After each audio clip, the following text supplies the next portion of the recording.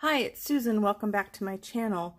Today I have a show and tell of the alcohol ink papers that I did and then the stitching that I did on the printed leaves and some other stitching things. So basically it's a show and tell, and there are some questions. Not that there's a test later, but there are some questions for you guys with regard to what I might be putting into the giveaway journal. So first let's look at the alcohol inks on vellum. And this is the blue one, and what I love about doing it on vellum is you do get color on both sides. I apologize for the shadows today. I'm filming in the living room and doing my best to figure out the lighting in here. This is going to be my new filming place, but anyway, sorry about the shadows. So this is the blues, and what I like about this, like I said, is you got color on both sides, so that means that if you're doing it as a page, it's pretty to look at on both sides. Here's the purples. I guess Zoe has an opinion about purpley pink on the back side.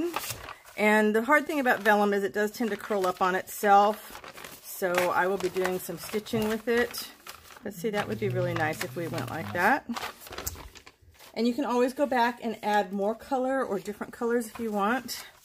I love this one. It sort of looks like some rolling hills with some horizon lines. So if I could do realistic type of doodles, that would be a fun one to work on. Let's see, where are the rest of my... I have so much to show you. Okay, here's another. And I had out the pans that I used, the cookie sheets that I used, had alcohol inks from previous projects on them. So that's some of these other colors that came through. So you can see how they dry much lighter than when I made them originally.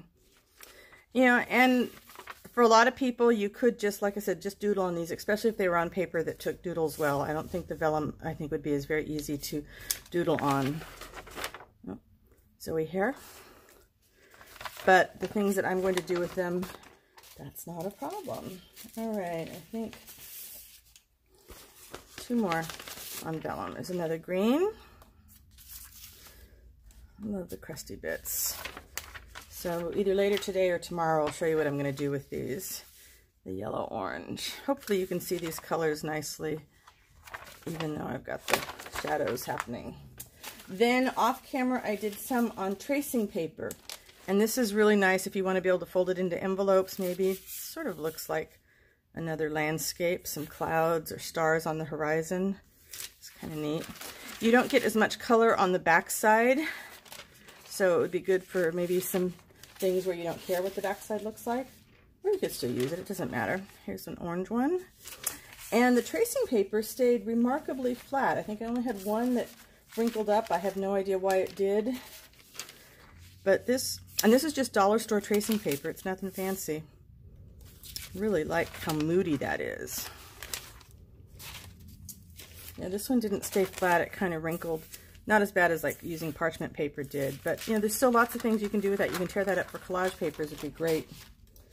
I love how this one came out. So those are my alcohol inks. I was not trying for any particular design on them because of what I know I'm going to do with them. They are going to work out just fine. So here we have, remember I did those stitching, I did the, the leaf prints on my jelly plate on fabric, and then I did some stitching around the circles, and then I went back in with some hand stitching, and this was number 4 that got a lot of votes for their favorite. I'm not sure if I like what the hand stitching did. Let's see if that's about as close as I can pull it. I'm not sure. You guys let me know. I can use this one on the cover of the giveaway journal. I've got some little French knots here and some couching around there. I'm not sure whether I want to do this or maybe just use a jelly printed leaf with just a design around the outside, but I'll show you one of the other ones I did. This is another one where I did some French knots and some stitching around the leaf and the leaf veins. And then the others, well, this one I started a stem and decided, no, not crazy about that, so I think that's a no-go. This is where I just did the outline around the leaf. So I'm thinking maybe that might be a better thing. Sorry, my lighting is really bad. I apologize. And I hate it when people apologize through their videos, but when you notice stuff like that, you can't help it. So here's one where I just did the outside edges, so maybe something like that would be better for a cover. Or I could do one of the larger ones with just the stitching around the outside. So, I don't know, let me know what you think. Like I said, this was the one that got the most votes before I put any stitching on it, so let me know if you think I mucked it up and we should do one that's just a plain leaf print and save the stitching for something else. And speaking of stitching and something else, if you follow me on Facebook, you might see, or on Instagram, I've been posting these little stitch meditations, which is a way for me to just kind of calm down at the end of the day and use up some scraps. But you know what happens when you start using up scraps is they multiply. Shoot, this is not, let's see if I can, I don't have anything that I can hold it up with and still get the light. I don't know if you can see that very, okay, there we go. That might be a little better. So this is a 2-inch square of linen.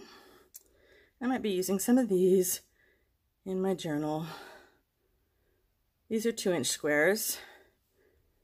And then these next ones are 4-inch squares. And I could, of course, put something like this on the cover instead of a leaf, but since I think I'm going to do a nature journal, I kind of want to use a leaf. So let me know what you think. This is on, let's block on some light. This is on an old sheet that I dyed with some either distress sprays or alcohol inks, and then part of a tea bag. Some more linen and some sari scraps. This is from that video that I did on the eco prints, were they a fail or not. This is a piece I cut from there. And I was going to add some stitching to it, and I decided I liked it just like it was.